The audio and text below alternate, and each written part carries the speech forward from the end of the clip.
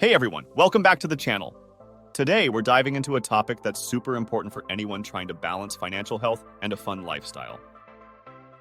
We're talking about how to crush debt and still have fun. Yep, you heard that right. We're going to share 7 practical tips for smart spending that will help you manage your debt while still enjoying your life. Let's get started! Tip 1. Prioritize your debt. First things first, let's talk about prioritizing your debt. If you're dealing with multiple debts, it can feel overwhelming to figure out where to start. But don't worry, we've got a plan. Begin by making a list of all your debts, including the amount owed, the interest rates, and the minimum payments. This might be a little uncomfortable, but having a clear picture of your financial situation is crucial. Once you have your list, focus on paying off high-interest debts first, such as credit cards. Why? Because high-interest debts cost you the most in the long run. For example, if you have a credit card with a 20% interest rate, the interest alone can add up quickly, making it harder to pay off the principal amount. By targeting these high-interest debts first, you can save money on interest payments and reduce your overall debt faster. Create a realistic repayment plan and stick to it. Set specific, achievable goals like paying off a certain amount each month. Remember, consistency is key. Even if you're only making small payments, they add up over time and bring you closer to being debt-free. Plus, seeing your progress can be incredibly motivating and help keep you on track. Tip 2. Create a fun fund. Now let's talk about having fun while paying off debt. It might seem counterintuitive, but setting aside a small portion of your budget for fun activities can actually help you stay disciplined with your finances. This is what we call a fun fund. Here's how it works. Every month, allocate a specific amount of money just for enjoyment. This could be for dining out, going to the movies, or any other activity that brings you joy. The key is to set a limit and stick to it. It doesn't have to be a lot. Even a modest amount can go a long way. Having a fun fund serves a dual purpose. First, it allows you to enjoy life and take breaks from the grind of paying off debt. This is important for your mental and emotional well-being. Second, it gives you a sense of control over your finances. Instead of feeling deprived and restricted, you're consciously choosing how to spend your money in a way that aligns with your goals. To make the most of your fun fund, look for ways to maximize your enjoyment without overspending. For example, you could look for happy hour deals at your favorite restaurant, find free events in your community, or take advantage of discounts and coupons. The goal is to have fun without derailing your financial progress. Tip 3. Embrace the 50-30-20 rule. One of the most effective ways to manage your finances is by using the 50-30-20 rule. This budgeting method is simple, yet powerful. Here's how it works. Allocate 50% of your income to needs, 30% to wants, and 20% to savings and debt repayment. Let's break it down. Needs include essentials like housing, utilities, groceries, transportation, and insurance. These are the expenses you must cover to live and work. By limiting these expenses to 50% of your income, you ensure that you're living within your means. Wants are the fun stuff: dining out, entertainment, travel, hobbies, and non-essential shopping. This is where your fun fund comes in. By allocating 30% of your income to wants, you can enjoy life without guilt, knowing that you're still managing your money responsibly. Finally, the remaining 20% goes towards savings and debt repayment. This is where you make progress on your financial goals.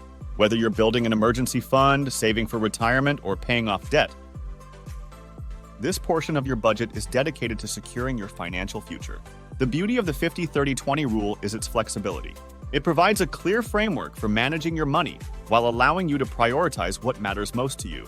If you need to adjust the percentages to fit your unique situation, that's okay. The important thing is to find a balance that works for you and helps you stay on track. Tip 4. Find free or low-cost activities. Having fun doesn't always mean spending a lot of money. There are countless free or low-cost activities that can bring just as much joy and satisfaction. Let's explore some of these options. First, look for free events in your community.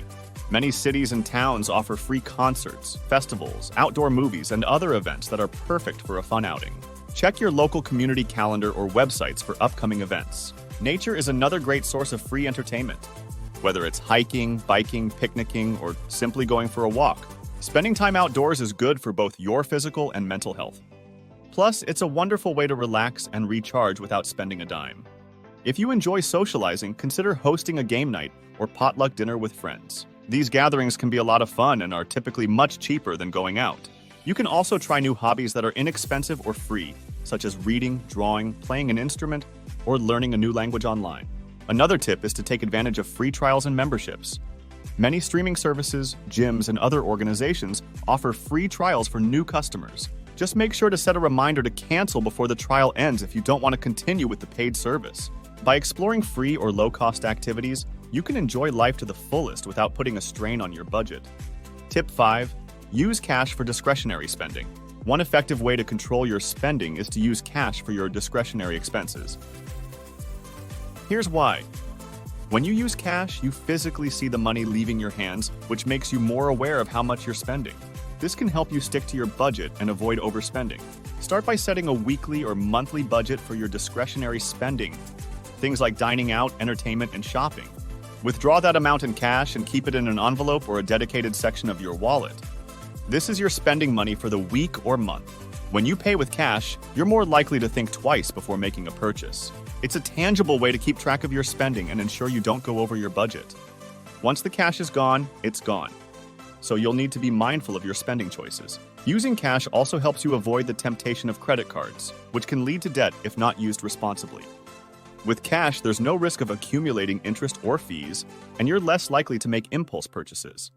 If you're not comfortable carrying a lot of cash, you can use a prepaid card with a set limit instead. The key is to have a finite amount of money for discretionary spending and stick to it. Tip 6. Automate savings and debt payments. Automation is a powerful tool when it comes to managing your finances. By automating your savings and debt payments, you ensure that you're consistently making progress without having to think about it. This can help you stay on track and avoid missing payments. Start by setting up automatic transfers from your checking account to your savings account. You can do this through your bank's online banking system. Decide on an amount that you want to save each month and schedule a recurring transfer. This way, you're consistently building your savings without any effort on your part. Next, automate your debt payments. Most lenders and credit card companies offer the option to set up automatic payments. This ensures that you never miss a payment, which can help you avoid late fees and penalties. It also helps you stay on track with your repayment plan and make steady progress towards becoming debt-free. Automation also takes the guesswork out of budgeting. When your savings and debt payments are automated, you're less likely to spend that money on other things. It's already allocated to your financial goals, so you can focus on managing the rest of your budget. Remember, the key to successful automation is to ensure that you have enough money in your checking account to cover the transfers. Review your budget regularly to make sure you're on track and adjust the amounts if necessary. Tip 7. Reward yourself for milestones. Finally, don't forget to reward yourself when you hit financial milestones.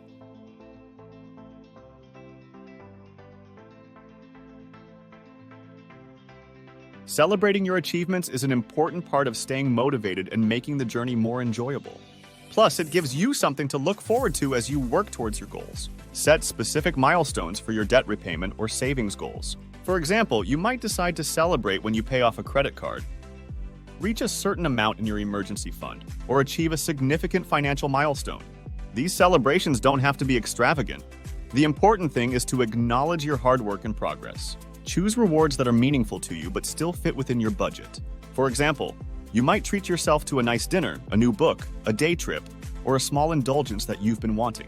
The key is to celebrate in a way that reinforces your financial goals rather than derailing them.